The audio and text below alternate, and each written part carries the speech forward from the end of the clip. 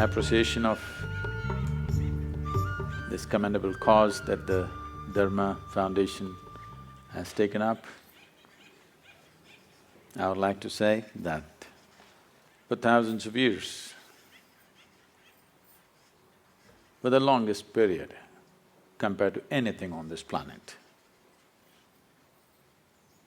this wisdom, this dimension of knowing has lived on without any kind of true organization or a certain kind of leadership or any other kind of organized support. Out of sheer efficacy of what it is, it's just lived on. A time has come in the world where even truth has to be protected. When we talk about East, we are not talking about a particular geography. This must be clearly understood. We are not talking about East and West as geographical features in the world.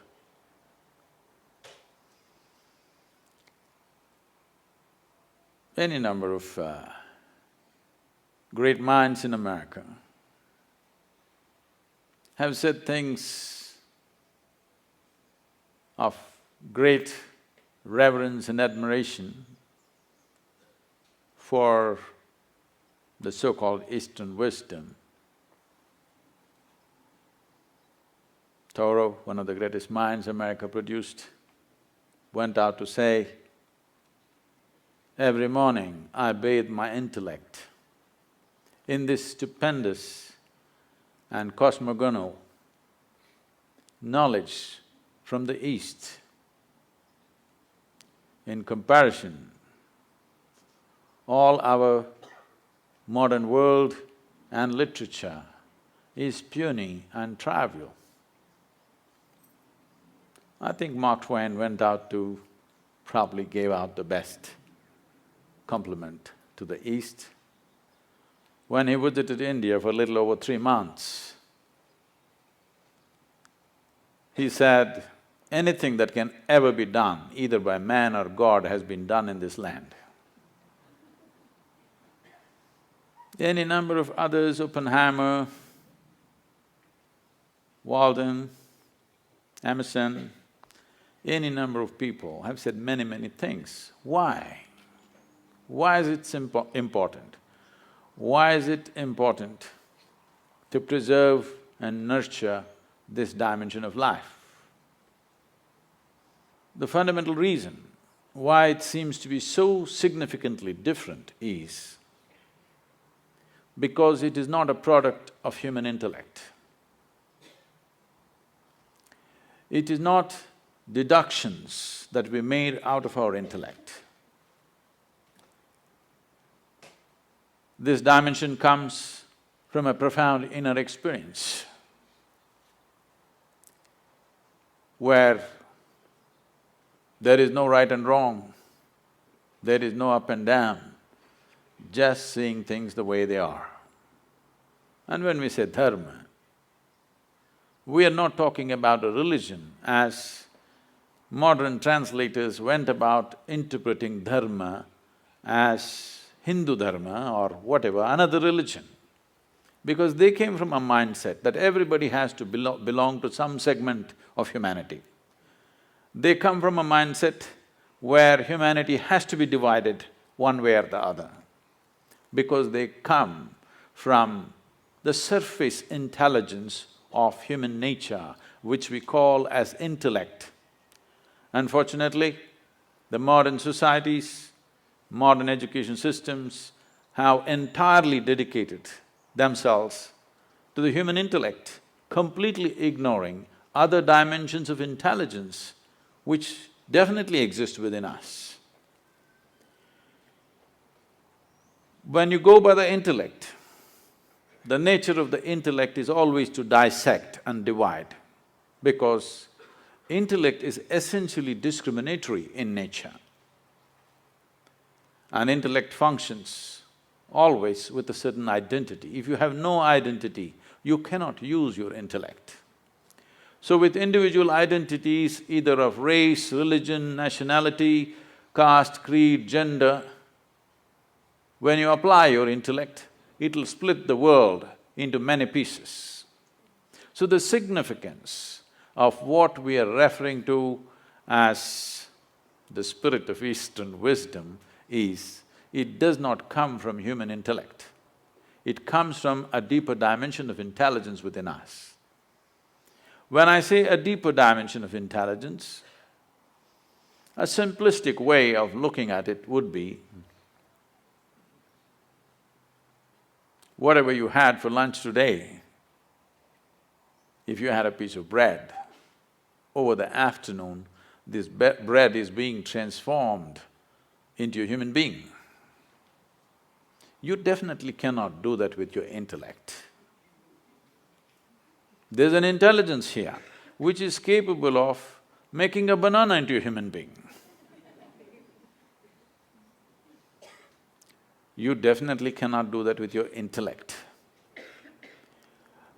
A dimension of intelligence which is beyond thought process. Thought, or the product of intellect, is essentially always functioning from a limited amount of data that we have gathered. Now, what we call as Eastern wisdom is not coming from a limited amount of data that we have gathered, either from the books or our life experience, but simply by enhancing our ability to perceive life in ways that the five sense organs cannot function. Why I'm talking about the five sense organs is all the data that you have ever gathered, which rests in so many aspects within you, which is the food for the intellect, comes from the five sense organs.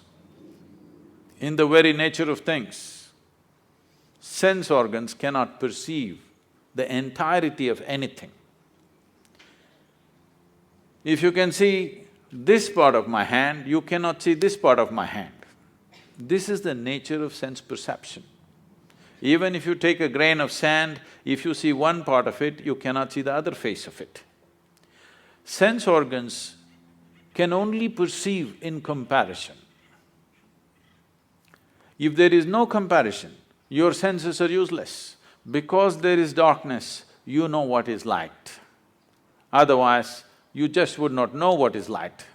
If light was on all the time and there was no darkness, you would not know what is light. Because there is silence, you know what is sound. If there was no silence, you would not have the idea of what is sound. So always in comparison, it is like, let's say you're 6 feet tall. Now, you walk like a tall man, you think like a tall man, you feel like a tall man, you are a tall man. You went to another society where everybody is 8 feet tall. Suddenly you walk like a short man, think like a short man, feel like a short man, and you are a short man. So what you perceive in comparison is a distortion of reality. It is not reality as it is. So whatever we perceive in comparison is useful for our survival process. But if we want to know the nature of this existence, sense organs are not sufficient instruments. What is light for you is darkness for many other creatures. You ever got into an argument with an owl? If you did, which is light, which is darkness, where would it go? It would be endless argument. Who is right, you or the owl? Oh, if you're saying both, either you belong to the diplomatic corps or you have a successful marriage.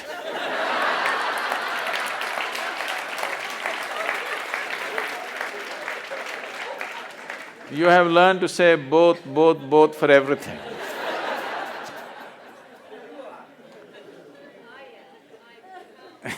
You're right.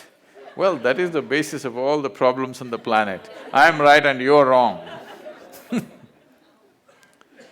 The fact of the matter is, you are perceiving it as it is necessary for your survival. The owl is perceiving it as it is necessary for his survival.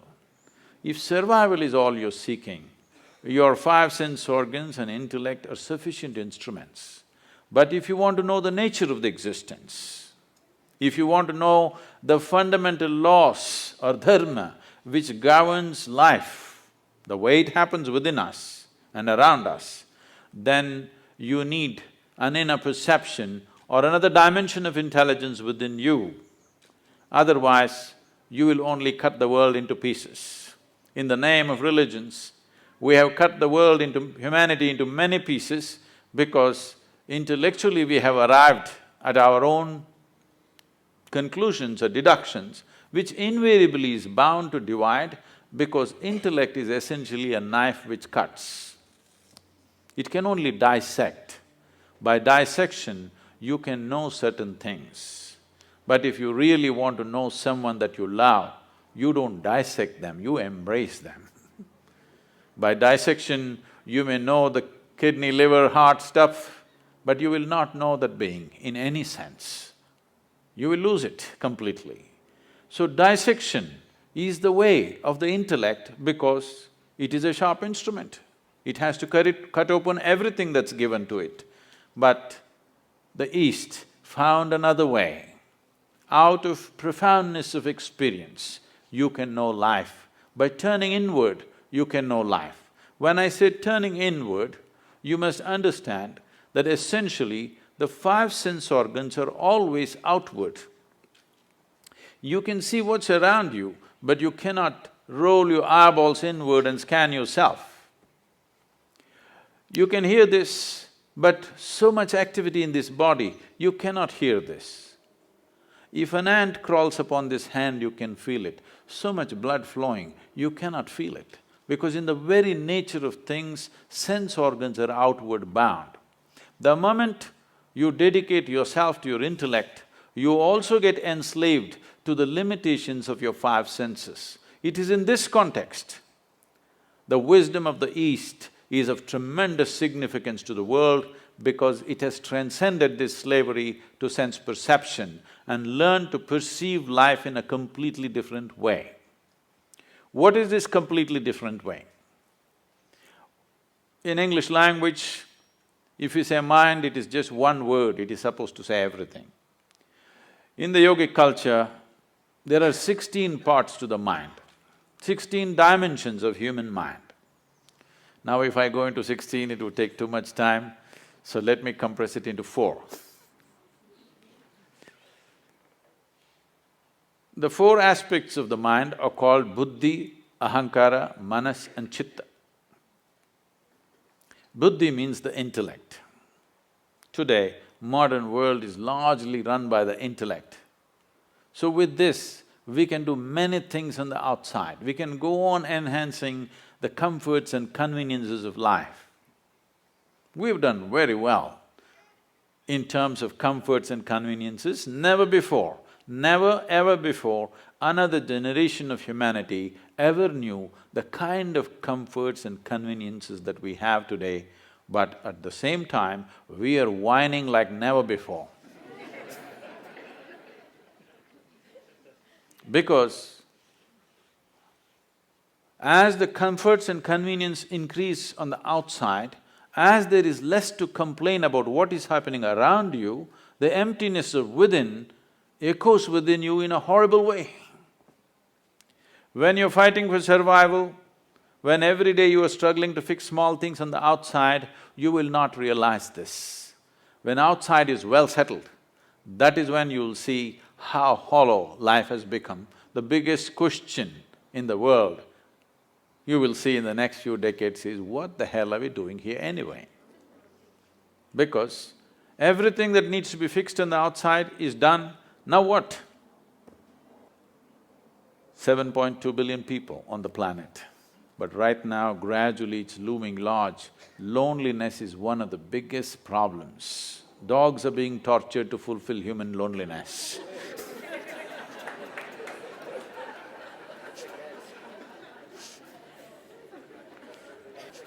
Because as you dedicate yourself more and more to your intellect, you will naturally become more and more lonely because it keeps on dissecting and cutting life into various pieces for examination, and then you will see you yourself will be split up into many parts after some time, if you go by the intellect, 100%.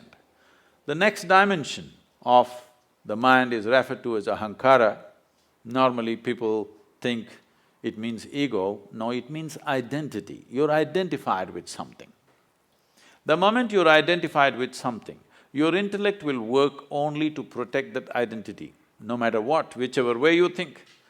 Your ideas of which nation you belong to, which race you belong to, which culture you belong to, which religion you belong to, which gender you belong to, the moment you get identified, your intellect will work only to protect that identity.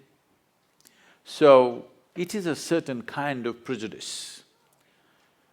Well, you may say, I'm not prejudiced, I'm very broad-minded. All right, it's a broad prejudice.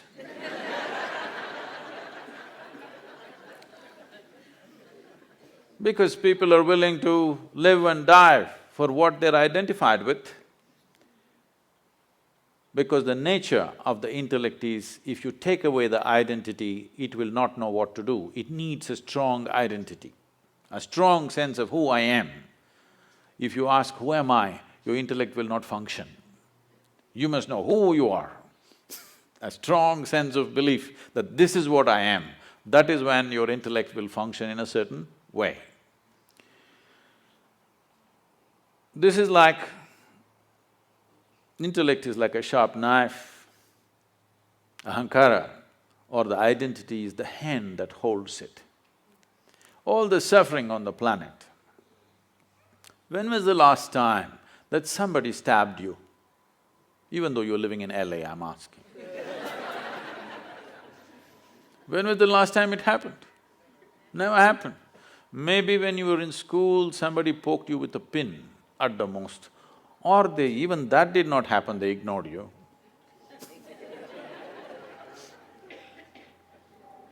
Or what I'm saying is, how much suffering for a human being is actually coming from outside? Almost nothing.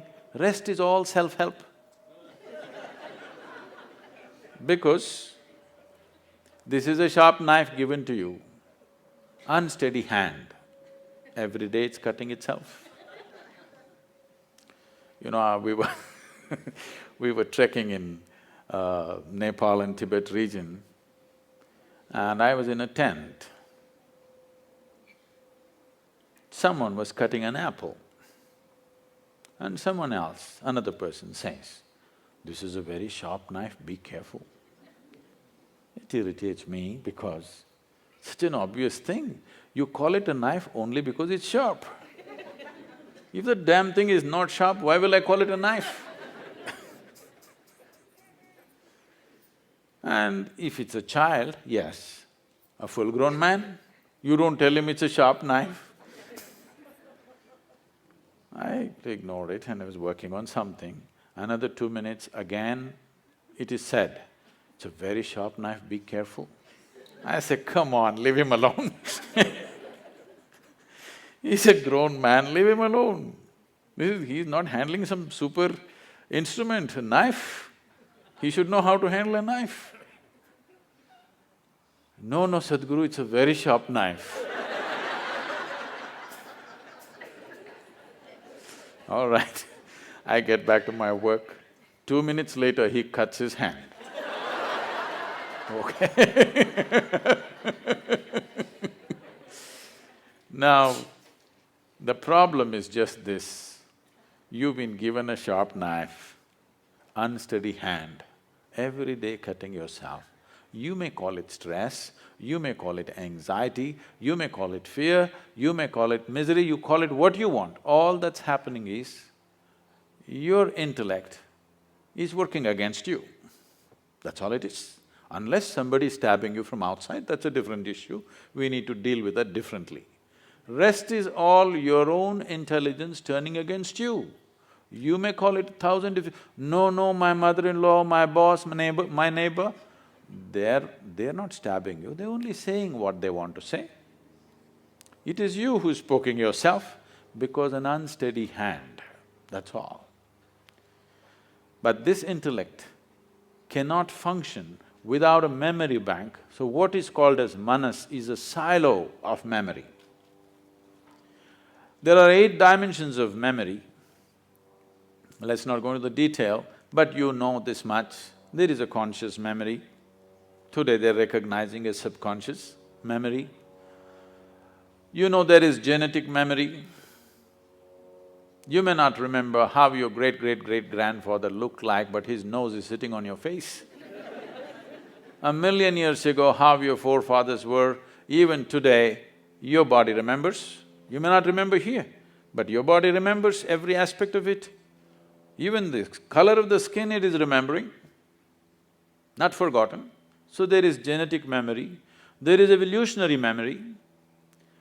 Like this, there's a profound dimension of memory in the body. There are 1,000,000,000,000 times more memory in your body than in your mind. So this is why this is called as manomaya kosha. This is an entire manas, not in one place. Intellect may be up here, but the manas spreads right through the system. Every cell in the body has a memory of its own, has an intelligence of its own.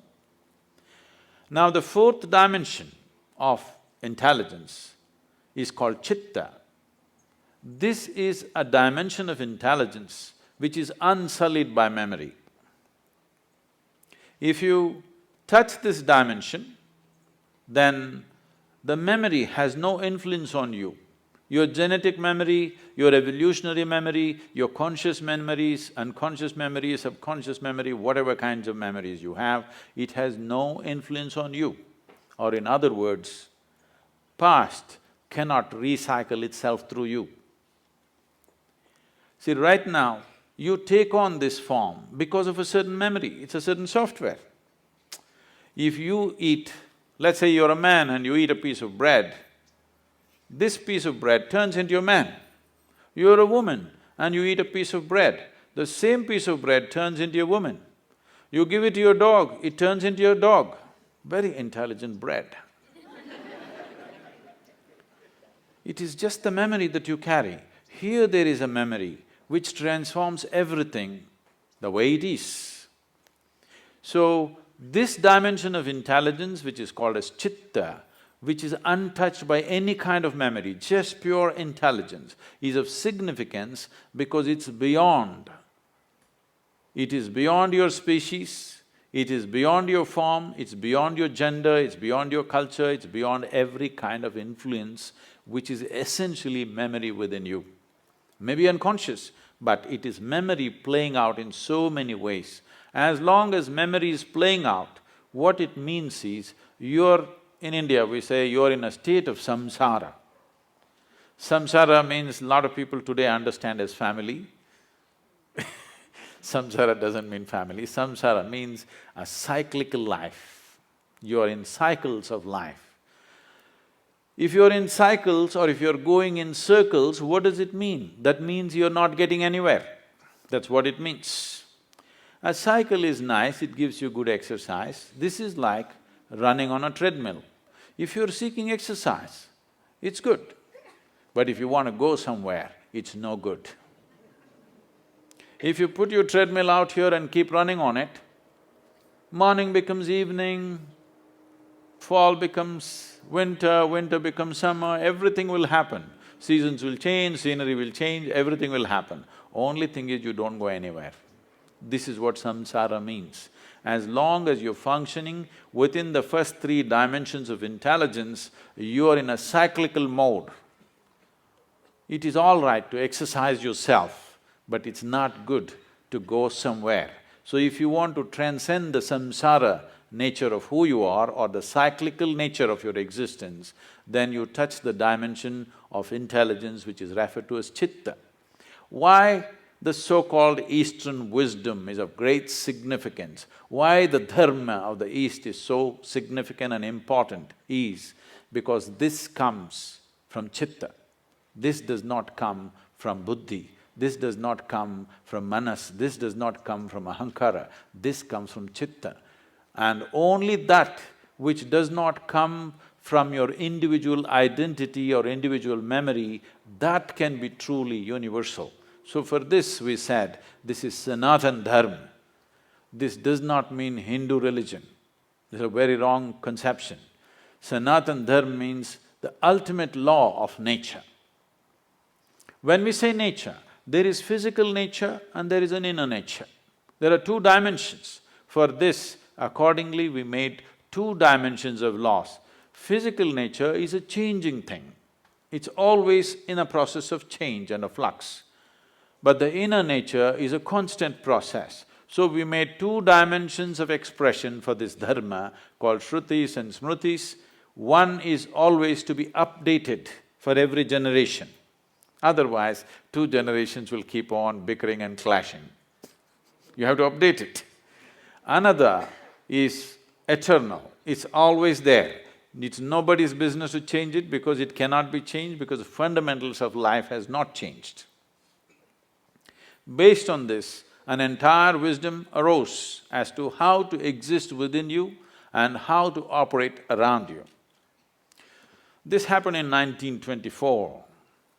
There was a bishop in the Orthodox Greek religion where, there's Orthodox Greek segment of Christians. They have a pope of their own in Istanbul. They believe they are the only true Christians. Others are all riffraff, according to them. So, he served this particular segment, which is very orthodox and rigid. Being in Istanbul, being on the Silk Route, all kinds of stories of Indian mysticism kept wafting across the Bosphorus. So, he has a longing to go to India and see a real yogi or a mystic. But being a man of cloth, he could not choose where to go and where not to go. After he passed 60 years of age, when he semi-retired, he got an opportunity and went to India and came to southern India. So his desire is to meet a real yogi, not a book yogi, not a studio yogi, but a real one. So somebody directed him and said, go up this hill, there in this kind of place, there will be one yogi. So he went up. Well, he's not made for the mountains, he went huffing and puffing up, and then he found in front of a small cave, a yogi was sitting, eyes closed, totally blissed out. He went there and he has been told that if you see a Indian yogi, you must prostrate. Well, he was not made for that, but he somehow managed, huffed and puffed and sat down. Hearing this commotion, the yogi opened his eyes and smiled. Immediately the bishop looked at him and said, can I ask you a question? The yogi said, by all means. The bishop asked, what is life? This is after 60. You should have asked this question when you were 8, at least when you're 16. 60. But what to do, better late than never. He asked. Then yogi laughed and went into raptures. Oh, life is like the fragrance of jasmine upon gentle spring breeze.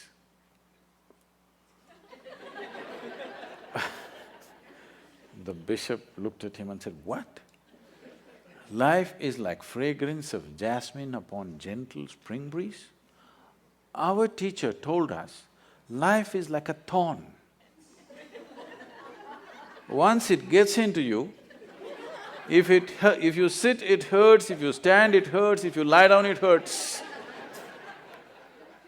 What is this fragrance of jasmine upon gentle spring breeze? So the yogi smiled and said, well, that's his life. So this comes from the fundamental that when a human being clearly, experientially understands that entire experience of human life is created from within, never from outside. Right now as you sit here, do you at least see me? Even if you're not listening to me, I'm saying. Can you use your hand and show where I am? No, you're getting it all wrong. You know, I'm a mystic from South India. Now this light is falling upon me, reflecting, going through your lenses, inverted image in the retina, you know the whole story. Where do you see me right now? Within yourself. Where do you hear me right now? Within yourself. Where have you seen the entire world? Within yourself. Have you ever experienced anything outside of yourself? Right now, someone next to you, if they touch you, you think you're experiencing their hand. No. You're only experiencing the sensations in your hand. In the very nature of things, you cannot experience anything outside of yourself. When the entire experience of life is caused from within you, at least it must happen the way you want it, isn't it? The world will not happen the way you want it. At least the experience of living here within you must happen the way you want it. If your experience of life happened just the way you want it, how would you keep yourself, blissful or miserable? Please, you must tell me, I'm going to bless you. Blissful or miserable? For yourself, definitely highest level of pleasantness for yourself. What you want for your neighbor may be debatable, but you know what you want for yourself, isn't it? Now, blissfulness or pleasantness of life is not a goal by itself. It is only when you're blissful by your own nature. That means you determine the nature of your experience. No matter what is the situation, you determine the nature of your experience. Or in other words, you have no fear of suffering. Only and only when there is no fear of suffering will you walk full stride in this life. Otherwise, it's always about what will happen to me, what will happen to me. Every step is a half a step. Now, this so-called spirit of Eastern wisdom comes from those beings who walked full stride, who determined the nature of their experience. The outside never decided who they are. So, they could walk full stride and explore the depths and dimensions of life that others never dare to touch, because most of the humanity is only concerned about what will happen to me. What will happen to me means what? Will I suffer? That's a question. The first and foremost thing, if you truly want to explore dimensions which we are referring to as another dimension of wisdom or knowing, is that first you must determine the nature of your experience. You have no fear of suffering. Only then, truly exploring human consciousness becomes a reality. Touching dimensions of intelligence, which gives access to the entire universe, becomes a possibility. I'm supposed to open up for questions. It's time you ask your questions, please. The population I work with that are in the verge of homelessness or they're addicts, if I tell them that it is your intellect and it's your perception and this doesn't exist, they will laugh at me because it definitely exists. Must, because it's the dumbest thing to say. Right. So I wanted to know the spirituality that you teach, the spirituality that many gurus teach, how is it usable for someone that doesn't have food to eat and it's going to become homeless, and there's so many problems, especially in America. I mean, of course I teach them resiliency, it's a different fact, but every time I want to open my mouth and use some of your teachings, I have to step back. Now, the first problem is that you believe in the teachings, because this is the problem with the entire world. They've been cultured in some belief or the other. This is what is significant about what is referred to as Sanatana Dharma or what is referred to as the Indian way of looking at things is, this is not a land of belief systems, this is a land of seekers. Never ever were anybody encouraged to believe anything. If you see anything that comes from that land, you will see it is all about questions, never about a belief system. If you enter an Indian home, in the same house, 5 different people are worshipping 25 different gods and goddesses. They're still not made up their minds, which is… and they have no problem, they'll never fight about it because it's a land of seeking. So, first mistake you make is you believe what I say. I'm constantly reminding you, don't believe a goddamn thing that anybody says. But don't be foolish enough to disbelieve it either. All you have to do is experiment with it. Does it work or doesn't work? If it works, you keep it, otherwise rubbish it, what's the problem? Now, about somebody being hungry, somebody being homeless, somebody being in a war zones, all kinds of horrible things are happening on the planet. I am not ignorant of it. Anyway, you said living in a temple. I am not living in a temple. I am more of the world than you are. Every day, I want you to understand, I am running a volunteer organization with over 4,000 full-time volunteers and over 3 million part-time volunteers doing variety of work, huge projects, over a dozen businesses and the spiritual movement, okay? Now, I want you to understand, more things are going wrong with my life on a daily basis than anybody's life. Now, when a man is hungry, if you try to tell him, your intellect is the source of your problem, it's obscene. It's obscene, it's nothing short of that. I never spoke to hungry people and said, your intellect is the source of the problem. I'm talking to people who are bulging in so many ways. In their head and in their body, they're bulging. I'm only talking to that segment of the population. Those who are not fed well, I'm doing social projects with them with nourishment, education, health, all for free. Will I ever go and talk to a starved man in an Indian village and tell him, your intellect is the basis of all your problems? What makes you think that I'm that stupid? Do I look like that? So you also don't do that. This is for you. You need to understand this. There are 1 million problems on the planet.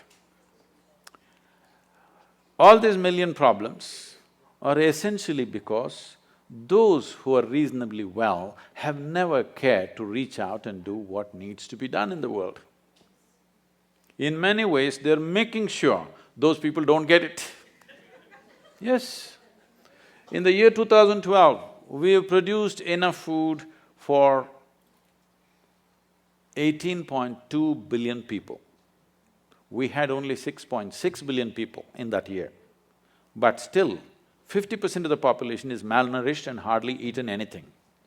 This is not because there is no food, this is because you and me have not cared, isn't it? So, is it true? Is it true nobody stabbed you in the last 25 years? Yes. But is it also true you're suffering various things of tension, stress, anxiety, this, that? Is it a product of your mind or somebody else poking you from outside? It is your reaction to the existential situation outside. Instead of doing what is needed, what you see is when you see something wrong happening, or when you see some suffering or something comes your way, you decide to poke yourself. This is about incapacitating yourself. Instead of seeing when there is a problem, you need empowerment, not incapacitating yourself, isn't it? I'm talking about empowering you so that your damn intelligence functions for you, not against you. The moment your intelligence is working against you, no God in the universe is going to help you and can help you. Yes, if your intelligence is turned against you, you are a finished case. So I'm saying, first let your intelligence work for you. If it works for you, there are many miraculous things that you can do for all those people who have still not eaten properly, for whom basic things have not been taken care of. That's our business, because somehow we've landed in a place where you and me are at least eating well. Once we are in such a privilege, we must use our intelligence to see what is the best thing we can do in the world, not sit here and twist yourself out. I'm saying don't twist yourself out. If you are joyful, naturally you will do the best things you can do. If I meet you when you're very happy, will you be nice to me? No. I don't believe that. When you're very happy, if I meet you, I'm sure you're a wonderful person. But when you're depressed, when you're unhappy, when you're frustrated, if I meet you, you could be a nasty person. This is true with every human being, isn't it? So the first and foremost work that any human being has to do is that you make this into a pleasant piece of life, so that you naturally exude this pleasantness in every possible way. If this is feeling unpleasant and you tell this one to be pleasant, is it going to work? We are trying to fix the stomach-full people right now.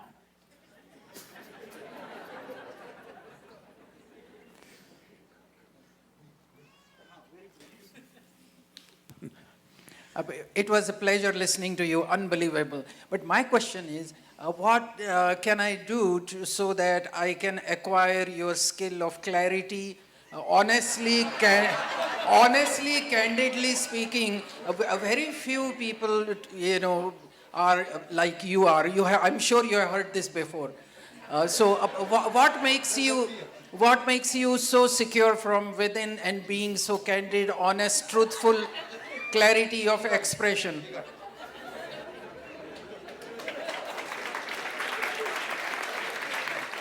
I didn't know that's a popular question.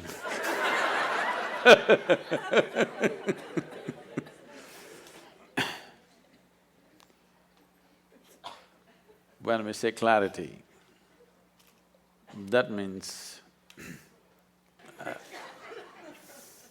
I want to tell you a joke, but it's a dirty joke, so I thought I'll skip that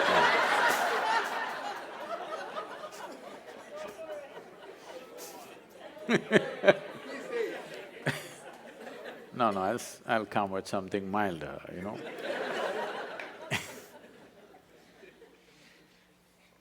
The problem with the human being right now is this. We have created a world, we have created education systems where we believe that human beings are essentially all wrong, or the creation is all wrong, or the source of creation or the creator is all wrong, and you gonna fix it. This is a convoluted idea.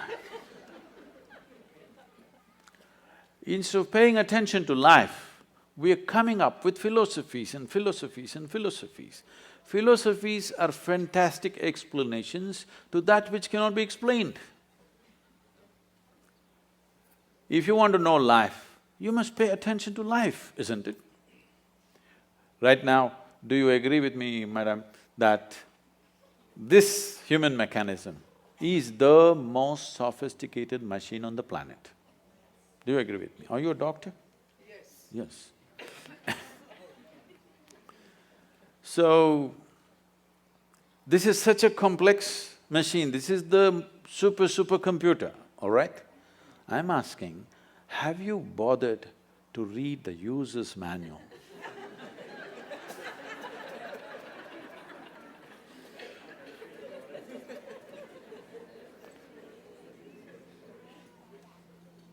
If you understand how this functions, you would know how to use it. Even if you take a simple gadget like a phone, the more you know about it, the better you can use it, isn't it so? You have definitely, coming from India, you've definitely been bombarded with this thing about realization, self-realization. Let me put it in very simple terms. What self-realization means is, first of all, what the word realization means. Realization is not an achievement, it is not an accomplishment, it is just realization. That means something that's always here, you just manage to see it now. That means you were stupid all your life. Just now you saw it. You did not invent something new. You did not ramp yourself up to a mountain. No, you just saw the most obvious thing which was always here. You realized. So, realization means you realized how foolish you've been, everything has been right here and you didn't get it. So there are many ways, of course, most of you being from the Indian origin, I've not read this. I have to admit, I've never read the Gita because it never occurred to me. I'm sorry, I know this is a shock but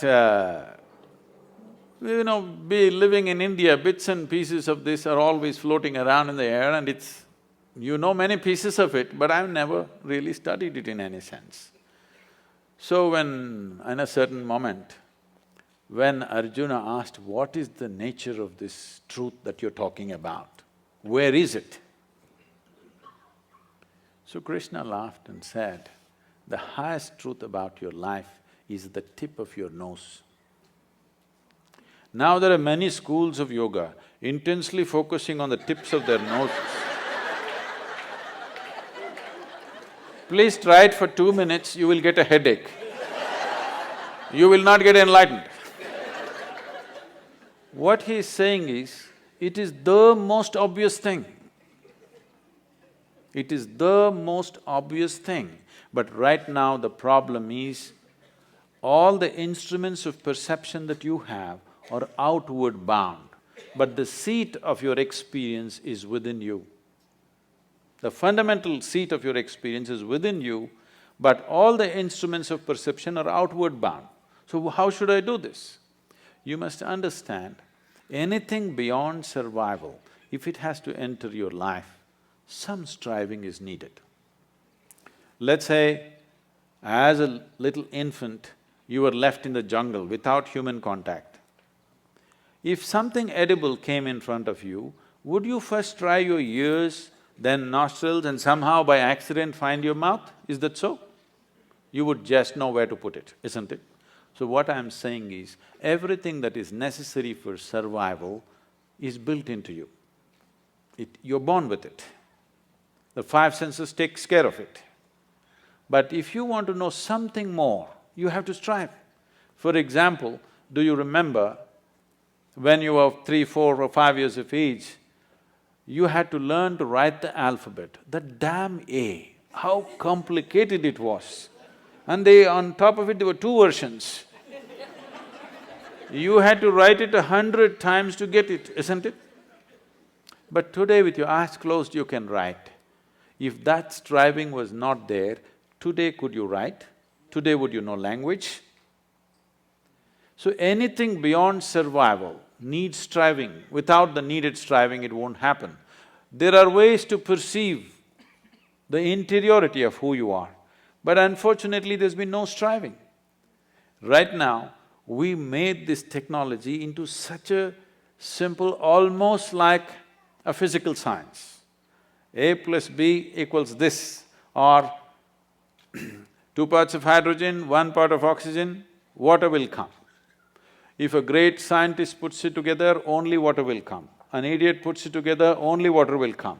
So we made the entire Yoga Sutras like this, that if you do this, this and this will happen to you. That simple. And all I'm asking generally from people is, about 30 30 to 32 hours of focused time to develop an instrument where they can turn inward. Oh, 30 hours is too much. I'm saying, if you cannot dedicate a little bit of time to know what this is, that means your existence must be truly worthless. If this is worthwhile, you must pay attention to this, isn't it? If you want to know life, this is life, isn't it? When I say the word life, maybe you're thinking about your profession, your family, your car, your home. No, these are all accessories. This is life, isn't it so? Hello? But no attention has been paid. Your idea of fixing life is fixing all kinds of things. This happened one day. Shankaran Pillai was going home. No, I'm not done. Shankaran Pillai was going home. It is 7:30 in the evening. The rules at home, the wife's rules are 8, he must be home. It's only 7:30, he thought there's still time, let me have a quick drink and go. He just stepped into the local bar. He had a quick drink and a quick drink and a quick drink and a quick drink and a quick drink. Then he looked at the time. It's at 2 a.m. You know, drinking people are like yogis, they become timeless. There's a certain correlation. Then it's late and he got off the bar stool and tried to walk. It's such an unfair world. A man is supposed to walk on a round planet, as if that's not enough, it spins. You notice that the planet is round and it's spinning only when you had a few drops more, or a few drops are missing between your 2 ears. Either you're drunk or you have a vertigo, then you notice the planet is round and spinning. Otherwise, you think it's flat and you're going on fine. So with great difficulty, he was walking sideways and trying to find his way home. He was crossing a garden and he flipped over and fell face down into a rose bush. His face became a mess. Then he somehow reached home and you know, these keyholes are so minute, it took 20 minutes to find the keyhole. Then he found his way up to the bedroom and then he went into the bathroom and he looked at his face, it was a real mess. Then he opened the medicine cabinet, took out medicine, plaster, band-aid, fixed himself up and slowly crawled into the bed. Fortunately, the wife is a big sleeper. He slept. Morning 8 o'clock, the wife took a bucket full of cold water and splashed it on him. Water boarded, he woke up. Said, why, it's only a Sunday. She said, you fool, again drinking? He said, honey, 6 months ago I promised you, since then I haven't touched a drop. She grabbed him by the shirt and took him into the bathroom and showed him all the plaster was on the mirror.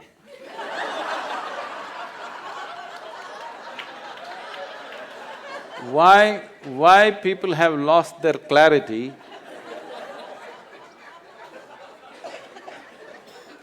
Why people have lost their clarity is only because of this, that if there is any suffering here, they think this one should be fixed. If something else happens, that one should be fixed. If something else happens, that one should be fixed. Everyday morning prayer means what? Trying to fix the God. Yes, you're trying to fix up the God, isn't it?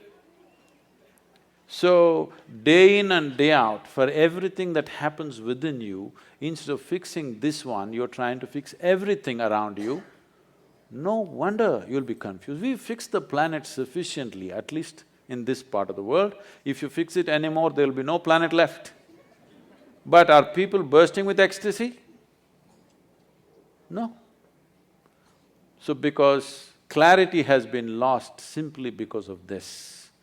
If you understand, if life has to really become beautiful for you, this one has to be fixed. If you understand this one thing, clarity will dawn within you.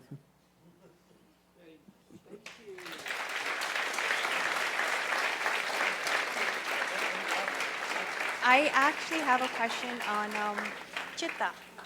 How can you tap into chitta, which is what you said, memory with no effect and the ability to break through cycles? Right here you want to do that?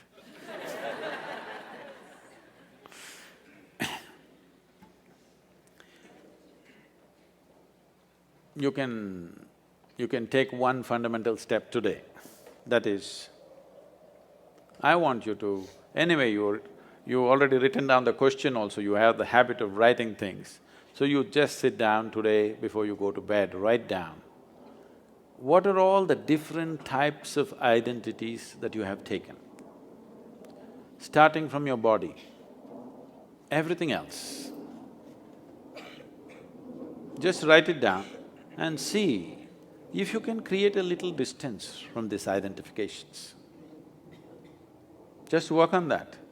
That's the first step, that you are not identified with anything. You're just here, throbbing as a piece of life, not as this or that. See, but what can I do? I'm a young woman. Right now, yes, when you sit here among people, if you're just walking by yourself in the garden, you don't really think you're a young woman, or if you are that identified, you can't help it, even there. If you just doze off a little bit, you don't sleep as a young woman, you just sleep simply as life, isn't it? I'm saying something so fundamental as your body and gender, even that identity is only on the surface. Your caste, creed, religion, race, this is even more on the surface. So I'm saying, you can't do it in the day right now, but before you go to bed, see if you can keep all your identities by the bedside table and sleep. To work in the world, you need an identity. Without identity, you cannot function in the world. So before going to sleep, take off all the identities, keep it on your bedside table, morning it'll be there, it'll not go anywhere. Leave it there and go to sleep. You've started the journey. I would like to hear Guruji's turning point in life where he separated himself from his intellect and his inner self. Do I like someone who lost my intellect?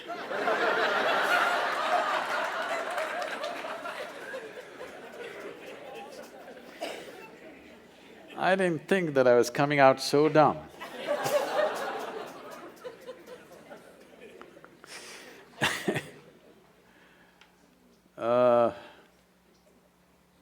She's asking for a story. You want a story? Okay. One must understand, it's a process that you set forth. This started happening to me when I was just around 4.5 years of age. I suddenly realized one day that I don't know anything.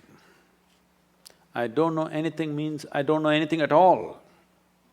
To such an extent, if somebody gives me a glass of water, I would not know what is water. I know if I drink this water, it'll quench my thirst and different ways of using it, I know what to do with it, but I don't know what it is. Well, actually, if you look at it, even today, you don't know what it is. It's the only substance present on the planet in all three different states. 3/4 of the planet is water, nearly 3/4 of your body is water. If you're looking for life, you look for a drop of water. There's a lot of excitement, they found a few drops on the Mars. I think people from California need to migrate.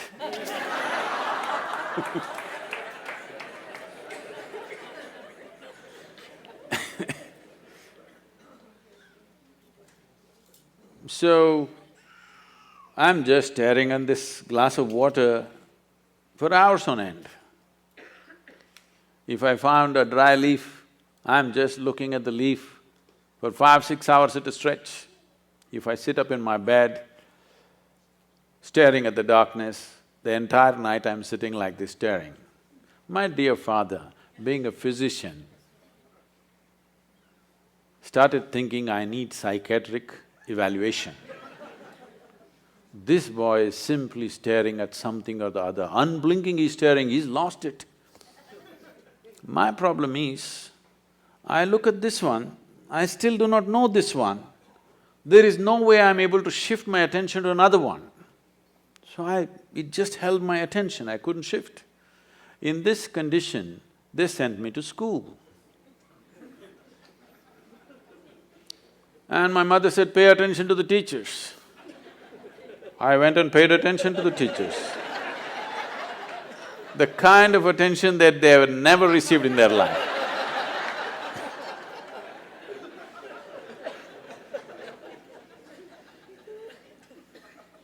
And initially I understood the words that they were speaking and what they were trying to say. After some time I realized, they're just making sounds. I'm making up the meanings in my head. Even now, as I speak, I'm only making sounds, you're making up the meanings, isn't it? Because language is a conspiracy between two people. If you have a conspiracy, what do? The Indians, you speak in your language. In India, we have this advantage, we have 1300 languages in the country, we can have lots of conspiracies going because we'll speak in our own language. Actually, I'm only making sounds, isn't it? You're making up the meanings. So when I realized I'm the one who's making up all the meanings, I stopped making the meanings, then I just heard the sounds with full attention.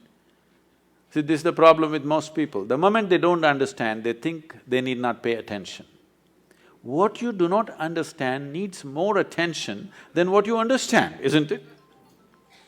So as I watched teacher after teacher coming in and making noises and noises and noises and going, it became very amusing to me and a huge smile spread on my face. They were not at all amused. My schooling went like this, very consistent. Because I remember this so well. I don't know if you still have this. You still have those monthly tests and report cards that your parents have to sign and your children have to get it to you, stuff like that? So, monthly report cards come, I see in the schools, some children are strutting around because they're first or second, some are sitting and crying because they're afraid to go home with their marks card. Never once in my entire school life did I ever open and see. The teachers gave me the card, I took it and gave it to my father.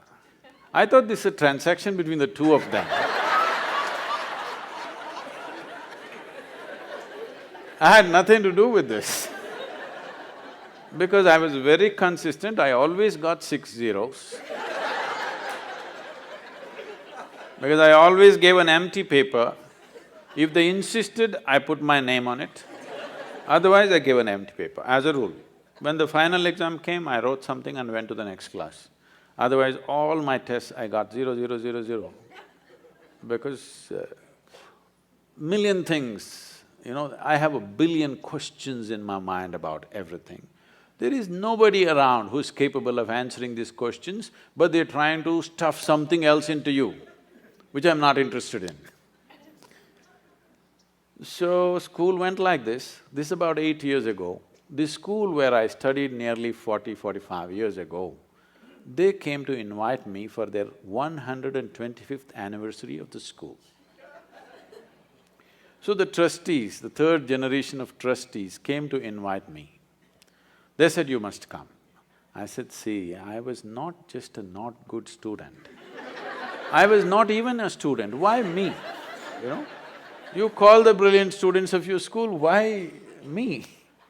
They said, our school has produced union ministers, our school has produced cricketing stars, our school has produced film stars, you are the only mystic, you must come. So, okay. So I went there to speak and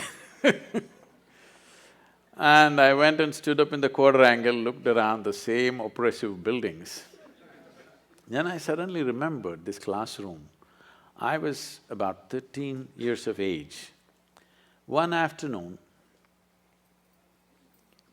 the teacher is trying to get a response for some question he is asked. I hear the sounds, but I don't hear the words. After some time, I don't even hear the sounds, I don't even see their forms, I just see all kinds of things. I know their past, present and future, but I don't know what he's saying. I know his entire life better than him, but I don't know what he's saying. And 35–40 minutes, he desperately tried to get a response from me. But those days I'm made like this, sometimes 3 days, 4 days I don't utter a word, not because I'm in silence or something. When you don't know anything, what do you say? This I do not know anything has grown to such a size, it's like, my mind is billions of questions, simply. I have a question mark about everything in the universe and not a single answer. So then, after 35–40 minutes, he got so frustrated. He came and held me by the shoulders, shook me violently like this, and he said, "You must either be the divine or the devil. I think you're the latter." I did not feel abused by this or insulted by this. Till then my problem was, what is this, what is that, what is that, what is that, what is that? One thing was clear to me, this is me. Suddenly this guy confused me about this also. Suddenly I looked like this, what am I? Am I divine, am I devil, what the hell am I? He just confused me for the first time, I thought this was clear. So I tried to stare at myself, it didn't work, so I closed my eyes. Initially minutes to hours it went on. One day I closed my eyes and sat. I thought I sat there for 25–30 minutes. When I opened my eyes, there's a huge crowd around me. India being what it is, there are garlands around me, around my neck, people are pulling my legs. They want to know, well, somebody wants to know about his business, somebody wants to know when his daughters will get married. I said, what the hell, where did you all come from? They said, you've been sitting here for 13 days. In my experience, it was only 25–30 minutes.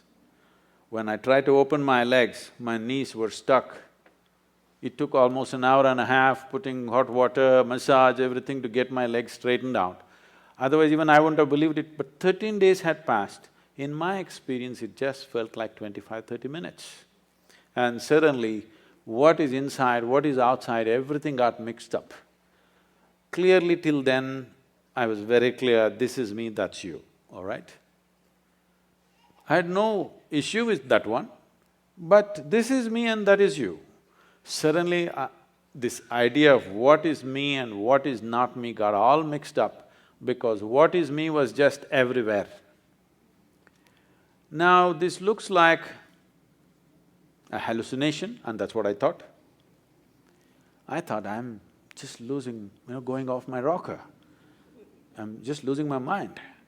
But every cell in my body is bursting with ecstasy. One thing I know is I don't want to lose it. It may be madness, but I don't want to lose it. So right now, my whole effort with life is to just rub off that madness on you. You should also know the ecstasy of being alive. Right now, you know the torture of your intellect. You must know the ecstasy of being alive. You are a piece of life. Rest is all arrangements. Yes or no? Why did you make these arrangements? To enhance your life. No. You made these arrangements mainly to enhance this life. You thought with education your life would enhance itself. With money, it would enhance itself. With marriage, it would enhance itself. With children, it would enhance itself. Now you started the question, you know, this, I wanted to come and meditate, but my family, my children, da-da-da, as if it's a problem. These are accessories that you added to enhance your life, not to put your life down. Yes? Every arrangement that you made is about enhancing this life, isn't it? If this life could be enhanced from outside, you would have done it. But this is a realization for you that life cannot be enhanced from outside. Arrangements will bring convenience and comfort. It'll take care of things for us, around us, but it cannot enhance. If you want to enhance this life, you have to turn inward. If you really care for people who are with you, your family, your children, the foremost thing that you need to do is, you have to enhance this. Because what is the damn best thing that you can do to people around you? That you are a wonderful human being. There's nothing better you can do to them. If you had a choice, either to live or work with joyful and blissful human beings, or work and live with miserable human beings, what is your choice? Blissful. I want you to please remember, everybody else is looking forward to the same thing.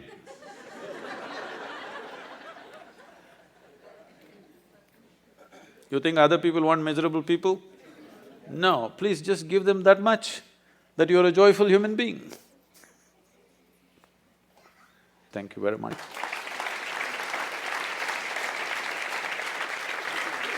I would like to once again acknowledge the Dharma Foundation for the commendable cause that they have taken up. This will be an important step for preserving and nurturing the future generations in a certain way. The significance of this is not to spread another new religion. The significance of this to create a religious world, but still deeply spiritual world. This is very important. This is very, very important. The divide of religions, you see what it is causing. In the past, it has done terrible things. Still samples of that happening in many parts of the world, what the religious divide can do. Don't think you will be, or I will be, or our children will be immune to this. Anywhere it can flare up, believe me, anywhere. So this effort is commendable, and in whichever way we can support this, Isha Foundation and myself, we will